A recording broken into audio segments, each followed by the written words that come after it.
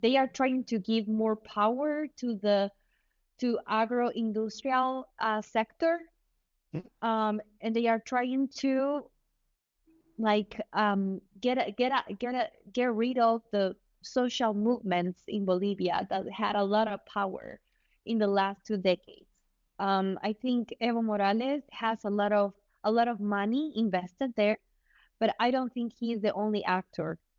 There are multiple actors, and I think those actors are also pulling their personal interest. So there is a lot of personal interest there.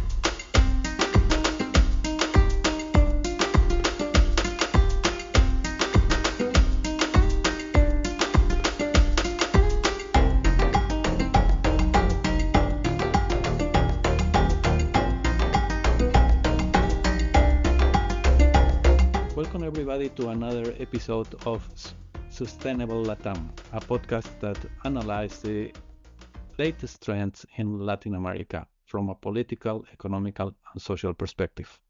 As always, I have with me Andrew Thompson, journalist like me, who is specialized in all what is international affairs, and Julian Seydoux, an analyst, economic analyst, who is also interested in all what is happening in Latin America. Today we have a special guest, uh, a real expert in Bolivian affairs. That's the topic of today. Her name is Natalia Aparicio. She's a well-known Bolivian political scientist who holds a degree from the University of San Simón in Cochabamba. She works as an analyst, content creator, and columnist for various media outlets. She has also collaborated on and conducted research on academic articles regarding the 2019, 2020, and 2025 electoral processes in Bolivia, as well as electoral campaigns in digital media. Her work focuses on topics related to polarization, disinformation, political narratives, and a lot of other topics. I always follow her. Natalia, welcome to our podcast. I will give you a little bit the mic so you can make a little introduction of yourself, and then we can begin to discuss the topic of today. Yes, well, thank you very much for the invite. I'm happy to share the information I got here from these 3 weeks of conflict here in Bolivia. I think there are some power and political agreements that are changing, that are turning. So yeah, uh, very happy to share the information I have with you guys. So Thank you very much. Natalia, I will begin with a very straightforward question. Why or how did Bolivia get to this situation? What happened? Tell us in 1 or 2 minutes, if you can, what is going on. yes, well, there's a big difference between um, narrative, political narrative from Rodrigo Paz in the campaign. He seemed to be center right, so um, with a very moderate, um, yeah, campaign. So when he got the power, suddenly we got like an ultra right, I would say, with a very very different agenda. And of course, at the very beginning and at the campaign, he seemed to be like a very popular candidate. In Bolivia, this means like being part of the not the traditional elite, but in another space of the social sector, right? So when he got the power, then we saw the like a lot of ministers that were not part of the people that voted from him for him. So there is like he forgot who voted for him. So this basically is the main issue, the very root there. But he also got a lot of problems with the fuel. So a lot of problems with communication. So, and yeah, and now he's doing that. He's trying to install an agenda that nobody expected. So that is the main issue. But I think there are some, of course, geopolitical interests there that we need to look more in detail. So You took exactly this. Obviously, the crisis in Bolivia has also a regional impact in a way, and we can see in the latest date how the different governments across Latin America has reacted. Bolivia has already a clash with the president of Colombia. As we know, President Petro has defended openly the protests and Evo Morales, which ended in the expulsion of the Colombian ambassador, but also the what we call here the blue tide, the right that is center right or right that is more aligned with Trump has openly defending the government of Rodrigo Paz in declarations. yeah. The Shield of Americas has expressed its preoccupation of all what is happening. President Milei openly defend President Paz, has sent even a plane with what he's telling for humanitarian help, although there is accusation that there were more than humanitarian help, although that's not verified, but clearly it generates suspicions all around. So Obviously, there is a clash. On the other side, when we are looking at international organizations, we can see a little bit these discussions as well. A human rights organization like the Inter-American Human Rights Committee has already expressed its worriness and are asking to be careful with the use of force. It has to be proportional. But on the other side, uh, on the international level, I can say, and Andrew and Julian, correct me if I'm wrong, but a little bit the image that has been going out is that the violence are coming more from the demonstrators rather than from the government. What do you see inside on that area, Natalia, and how do you see this impact at external level as well? so I would agree with this observation. Um, so the government decided not to move the police and move the military into the streets, like repressing people. They are not trying to do that because they know that's gonna be like it's probably to um, give them more power, I would say. They are just using gas, and they are trying to dissolve. They are trying um, just to deactivate this conflict without having death in the streets.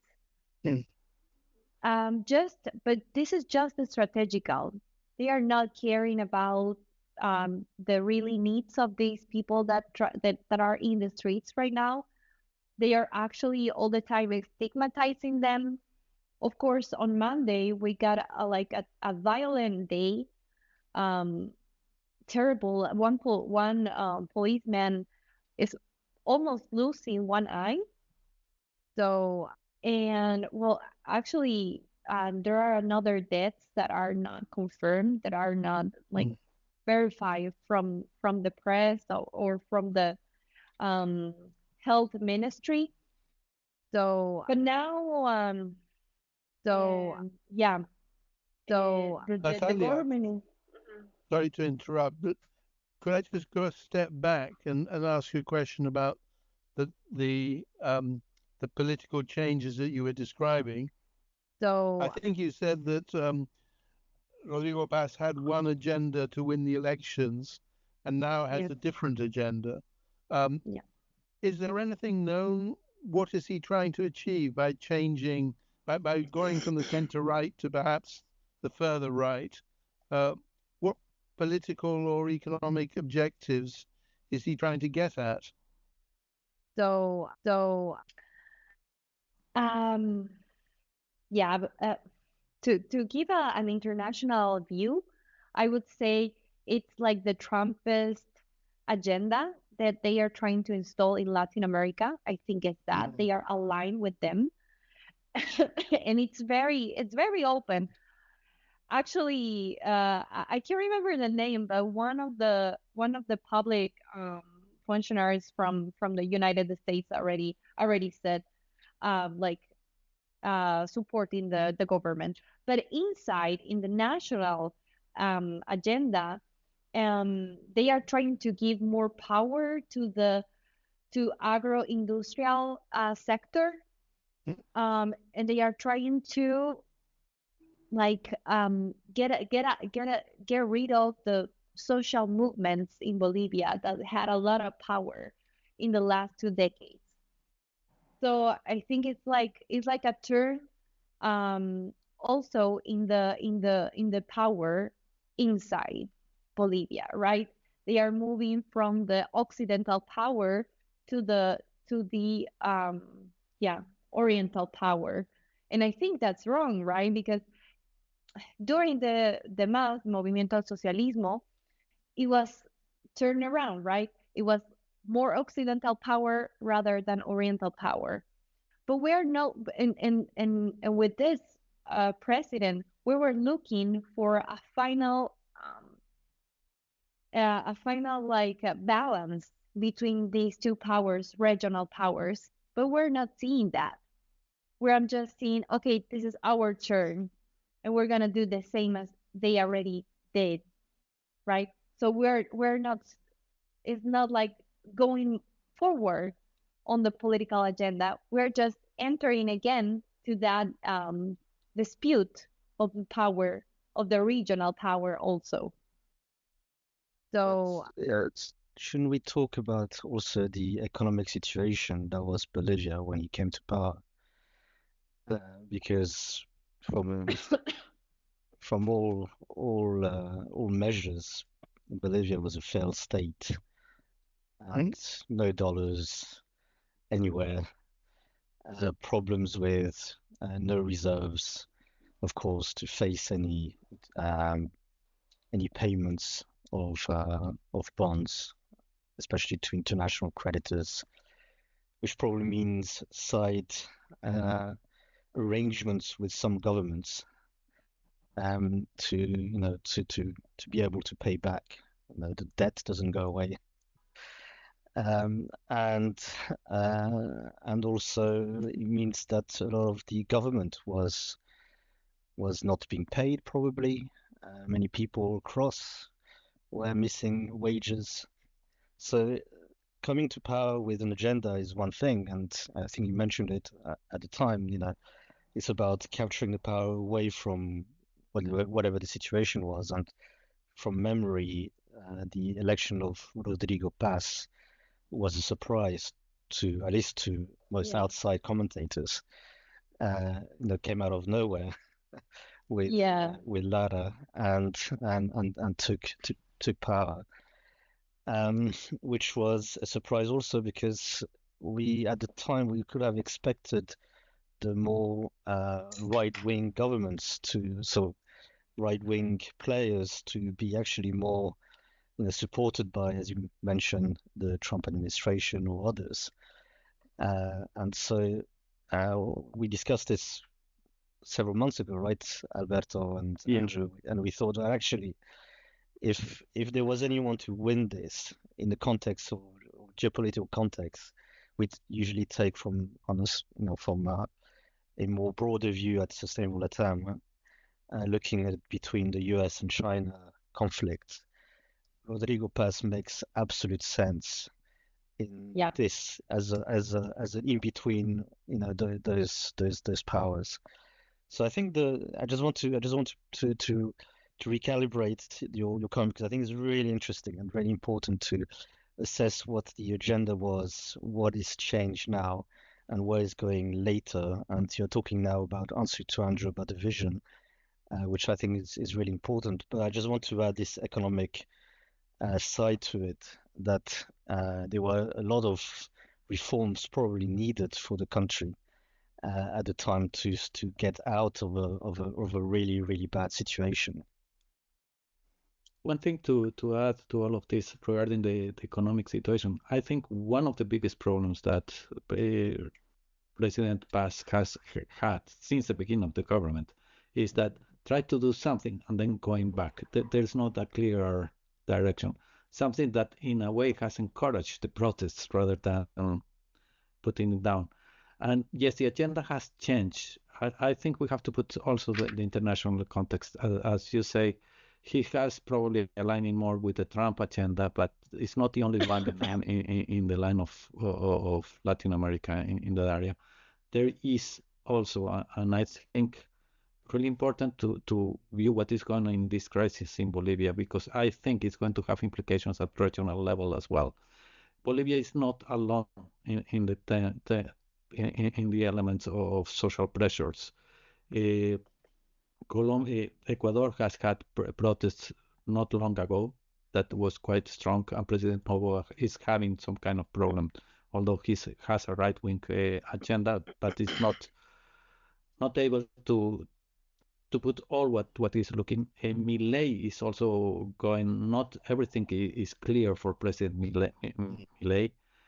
Cast in Chile is having problems, although it's a really new government. So what we are seeing here at regional level also is this clash between two views of the world, we can say, that is clashing, and I think Bolivia is in the inside. Plus, at the economic level, with what Julian is saying, and I think we all agree, there is worry from any investor, and not only in the Western world, I would say even China, because Bolivia has important reserves of lithium and other Yes. minerals that are key for the new economy. But in the current context of social unrest, it's impossible to have any investment. I think even China is worried about that.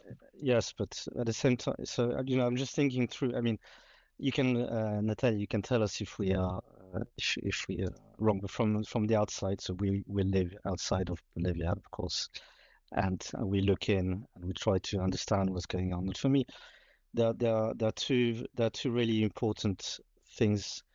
So I saw somewhere that there were some rumors that there was a change of cabinet, or the new people will be coming in, and apparently the ones closer to Macron, the guy Doria Medina, were probably going to be taken out, and some new people will be put in, and so on. And that comes possibly as a result of the discussions or the dialogue that is ongoing with the various parties. But before that, importantly, on the economic side, there were some really big movements for international. So when we look into Bolivia from international investors' perspective, importantly, I think, I'm biased because I used to work there, but the rating agency Moody's, who gives a rating to countries on the government debt of countries, took Bolivia out of the lowest qualification rating that he had, and put it up a bit with a positive outlook based on measures that were taken by the government, probably impulsed by the more right, probably by the current ministers who were closer to the more right of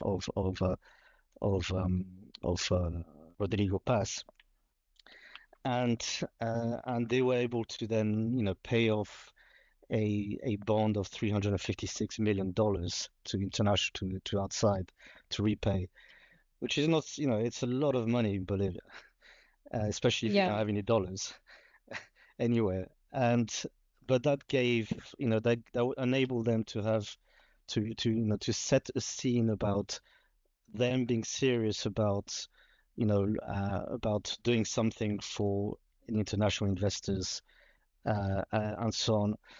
And to me, that's a really big sign that probably some things that were possibly needed for the country, some shock measures to see what was going to happen and so on. And possibly, let's play devil's advocate. Maybe it was part of the Paz's plan to have this agenda of more right-wing people at the beginning, so that you can blame them today. take them out with the social convulsion, and bring in new people with a new agenda that maybe are more focused on, on national, uh, national, measures that need to be taken to discuss with the various powers or the various parties, because Bolivia has been very complicated in terms of the Occident, the Orient, the various regions, all the various kind of different powers, movimientos sociales of different kinds, and so on. So, uh, you know, is there a plan there, or is it just completely out of the blue that this is not the case? Because we have to remember one thing is that Rodrigo Paz, even though he wasn't on the scene when he came to power, it was a surprise, does have a lineage of someone who was in power very close to him, and surely understands, The Bolivia, game of power. very well, and understands and has contacts you know, all across the various people, all the various, the different powers around there. So, this is, I'm just putting it out there as a thought. What is your view, Natalia, in that area? Do you think there is a Machiavellian plan on the part of the government, Conspiracy. or he's really lost the the papers here? Well, it's not a secret. It is an improvised government. They decided the people that it was going to work with them like the same week. I would say they won the election. I think now with the presence of Fernando Serimedo, he has a clear agenda. Like he knows what he wants to do. But the problem is that he is a very, very weak government. It's very weak. So we already knew that Bolivia needs to have like an open market legislation right now. We need to liberalize a little bit the economy. We need it because nobody wants to to put money here, and everybody knew it, but nobody knew it was going to be so radically changed. So I think they are trying to do something like in the middle of the of the craziness of discovering a big state that they didn't knew how to they didn't know how to control it, how to administrate it, to administrate. So well, we have to say that the inflation is controlled. They took a lot of economic measures that are okay, that the economic measures are working. I've lost you, Natalia, a little bit. If you can come back again. Okay, No, I don't know. I don't know. I'm hearing it fine. Yep, Yeah. I'm here. Perfect. Yeah, that it. Okay. And Andrew's that come to case. live as well. Look, Yeah. Suddenly everybody's happy here. So, So the economy is working, right? Right now it is working. I mean, the situation in Bolivia is like very, very, very bad. Um, but the problem is that nobody believes him. Also because we need to understand that they won with Rodrigo Paz and Edmond Lara. Edmond Lara was the representation of the popular sector, but Rodrigo Paz took like a lot of measures to took from him a lot of power. So he is new right now. The vice president Edmond Lara has no powers to do anything. So you will actually, I was listening to an interview. Actually, the vice president only was only present in 2 meetings of the cabinet. Can you imagine that? How is that possible? And he was the popular figure there. So let's play a little bit. Sorry so to interrupt. Let's play a little bit also looking with the international audience, because it's really interesting what you are explaining around all the divisions and the internal divisions that has been affecting the government, and I think make this government weak in the other time. Julian is right that also, I think well recognized, coming from a deep economic and social crisis that this government inheritance is not easy to government, and just 6 months has happened. But let's say that the measures that has been in playing so far haven't been the most effective ones so far. But on the other side, there are other players, and there are international players as well around that. And I will be a little bit controversial, but there are two big players here who are putting their weight as well. Evo Morales for one side with all the problems, but he is, and the accusations against him, but also he's this line that it says, okay, organized crime, especially drug trafficking, has been losing power apparently through this offensive Marcet and all what is happening, and is also fueling this kind of protests around. When you're seeing from the outside, sometimes it says, oh, the organized crime is trying to take Bolivia. I know that reality is much more complex than that, but we cannot ignore also these are active players and putting their weight in all what is happening. Am I correct? Or I mean, Yeah, for sure. I think Evo Morales has a lot of money invested there, but I don't think he is the only actor. There are multiple actors, and I think those actors are also pulling their personal interest. So there is a lot of personal interest there. For example, the Mario Orgollo, he's from the Central Obrera Boliviana, a union here in Bolivia. So he's also, I think he's also trying to to to be a candidate if there are elections, and if Rodrigo Paz is like demeaning the position that he has. So there are a lot of actors that are trying to pull their personal interest, and for sure, drug trafficking is part of the Bolivian politics. Actually, like I would say, like from the 70s, from the 80s, we got dictatorships that were working with drug trafficking here.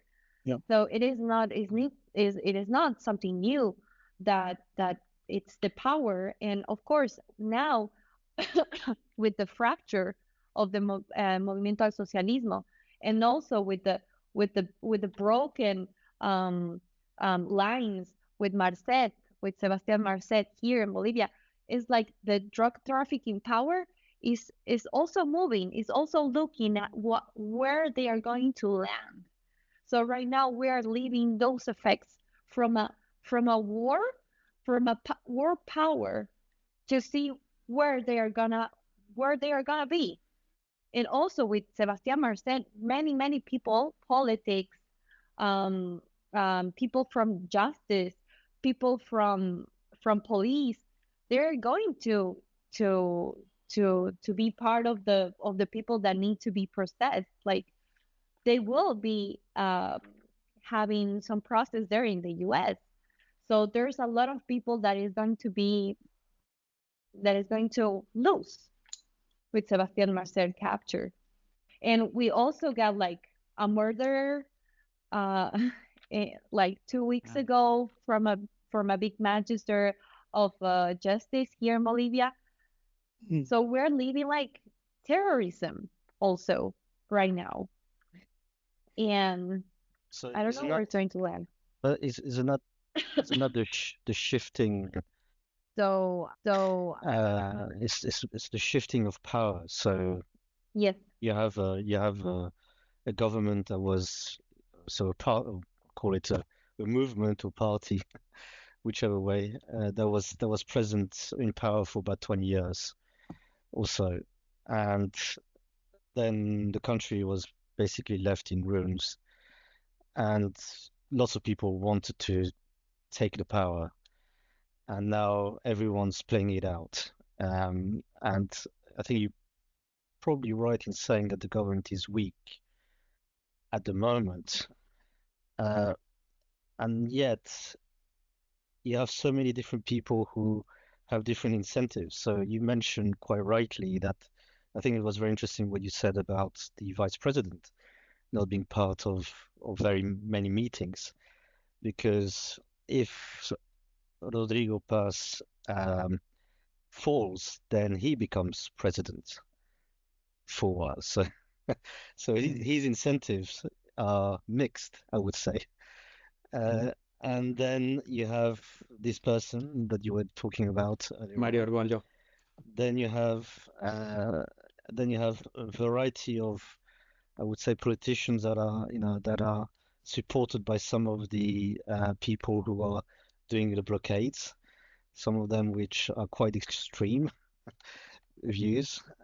Then you of course have the grandfather, Evo Morales, who is the gunner is probably hiding somewhere, imagine in a chapare, and still has some kind of powers himself.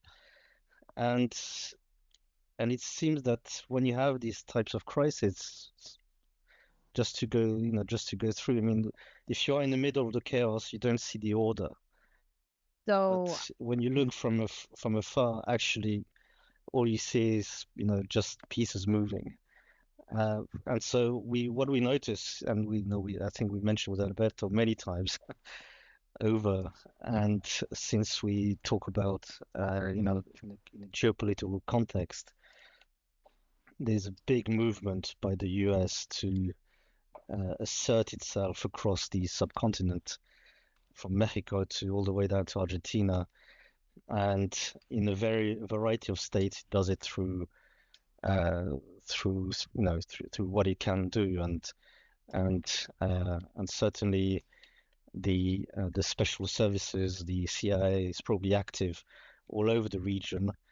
In Bolivia, I understand that the DEA has come back more recently. yes.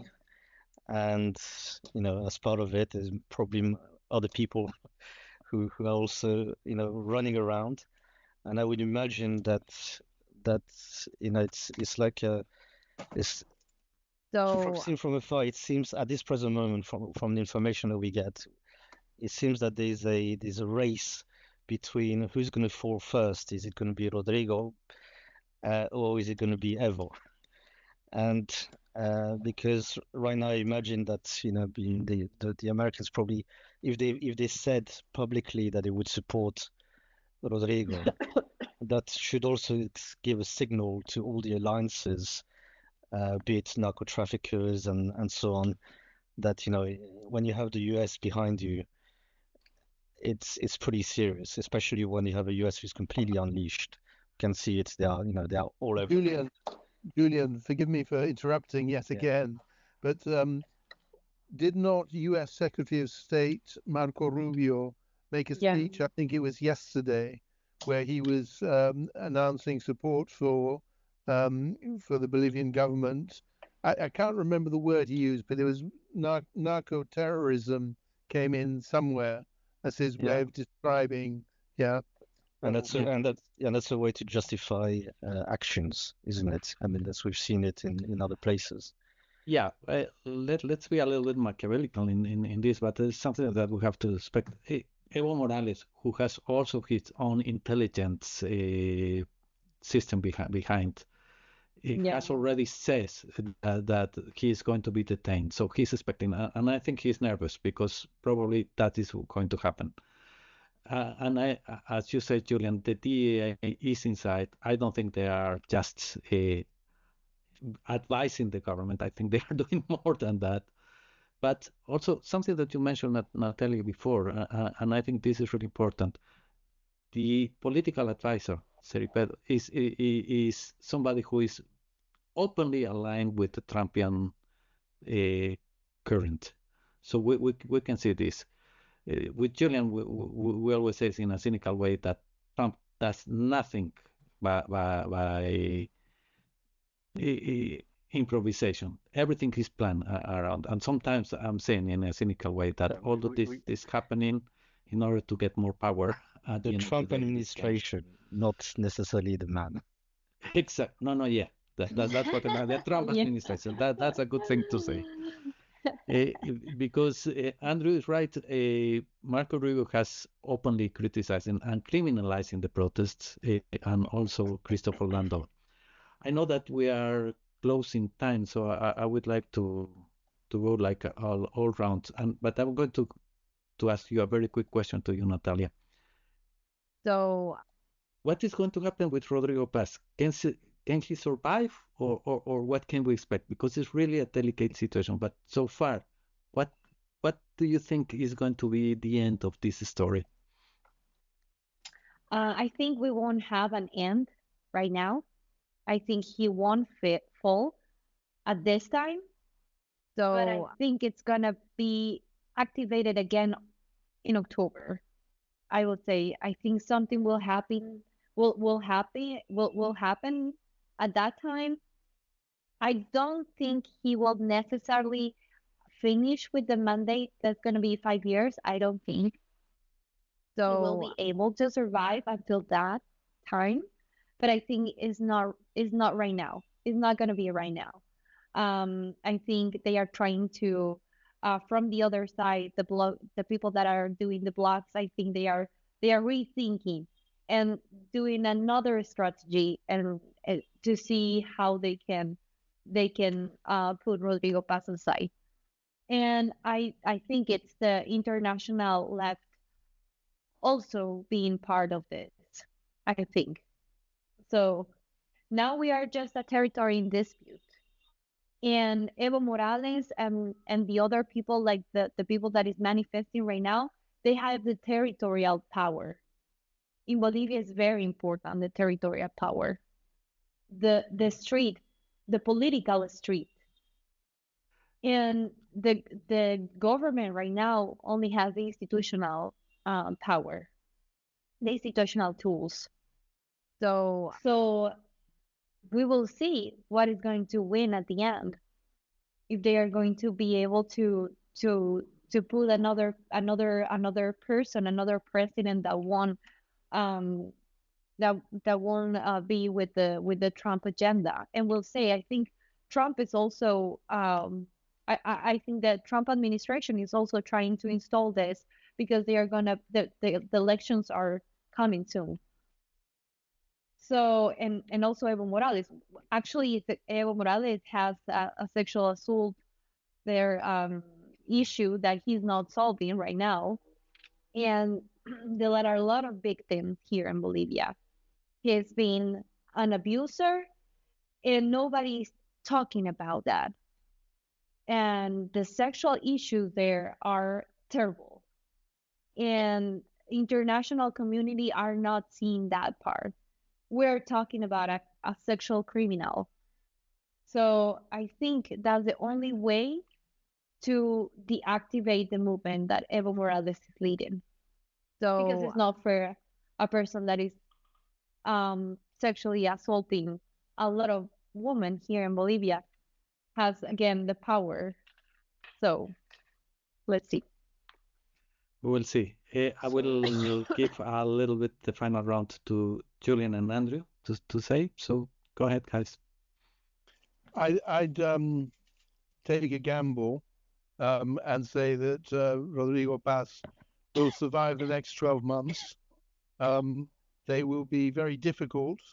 He will receive some support from, if you like, the ideological right in regional governments, and some support, which he already has, from the United States. But I think the risk of a change of government will remain quite high. So I think that's probably you have to bear in mind. I think the way politics works is sometimes it's planned and sometimes it's surprising and unexpected. And I think that it's possible that the new government could face claims of mismanagement and other things which might lead to it being replaced. But I think the majority might, if you say what is your forecast, I'd say Rodrigo Paz for another 12 months. Julian? So Um, Yeah, I think there's So I think there's some chaos which is not homebred induced, so it comes from outside. I have this feeling, and um, and that's temporary to some extent. There's shifting powers, values.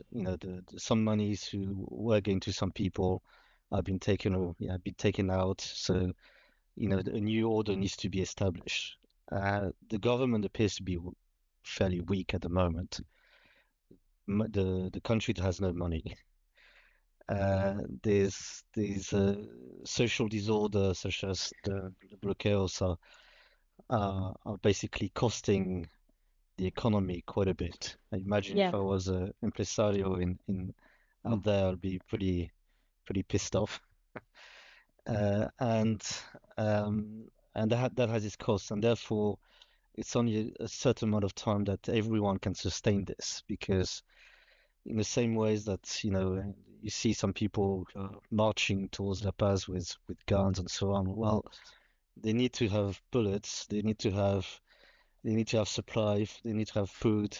Also, so it can only survive a certain amount of time, during which a lot of things can happen. And so whether it survives this, I think is it seems that the government may. I think probably, to be very quite cynical, will probably survive this and actually maybe thrive behind it, because once the order is reestablished, and it seems to me that at any time now we could see a similar fate to Evo Morales than the one that we saw for Maduro or for some other big other people in the region. And so and that's one thing, and of course that may cause its own problem, um, but if I look at some of the measures that have been taken, if I think as I did as a financial analyst a long time ago, and I look at what it was at the country, some of the measures, actually it doesn't look so bad. And if we think that right now the entire world is facing a lot of issues, beyond this you have we talk a lot about Brazil. Brazil is a global giant. It's a regional superpower, global giant, and its growth will also bring together growth to Bolivia. If we think about what the US needs in terms of resources, energy, minerals, and all the rest, then Bolivia has a lot of all of that. And it's just a question of whether the population can benefit from the demands that come from the outside. And it seems to me that actually, if the Bolivians are fighting against each other, it just benefits outsiders rather than the people inside, which would be a shame. So I think dialogue between the various parties is really important and needs to be done as soon as possible. And if that actually does happen, and maybe there's some change in the cabinet, and maybe some key measures needs to be taken, then and then thing may go actually quite well for that government or for a new government. Uh, the question about Lara is really interesting, because I think as a vice president, he needs to be possibly heard more, and maybe that's the opportunity of this social unrest, is that out of this he may become a more important figure or not. That's a good question. I will finish in my area and we will say goodbye with this. But one thing that you say, Natalia, and it's something that we were speaking some time ago with you, Julian, and Andrew several times. Eh, when we're talking about Bolivia, there are three elements that we have to talk about governability, because I think the problem is about governability rather than economic or financing, as Julian says. And you have to have governability at the institutions, in the parliament, but also governability in the streets. And what we are seeing today is that's where the key issue is. If that can be solved and some bridges are building, maybe Bolivia is going to have a better future. But we have to see what is going to happen. I think, as Julian says, dialogue is key. We will see. And unfortunately, Bolivia is not alone in the world.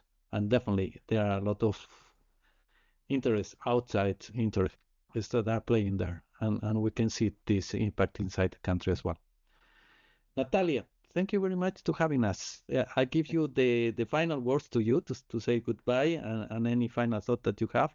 But again, thank you very much. And I hope to have you more talking not only about Bolivia, but across about the region anytime. No, thank you very much for the invite. It was a pleasure to me to talk with you. Well, I also a big fan of dialogue. I trust on democracy. Hopefully, we can solve our issues on that path.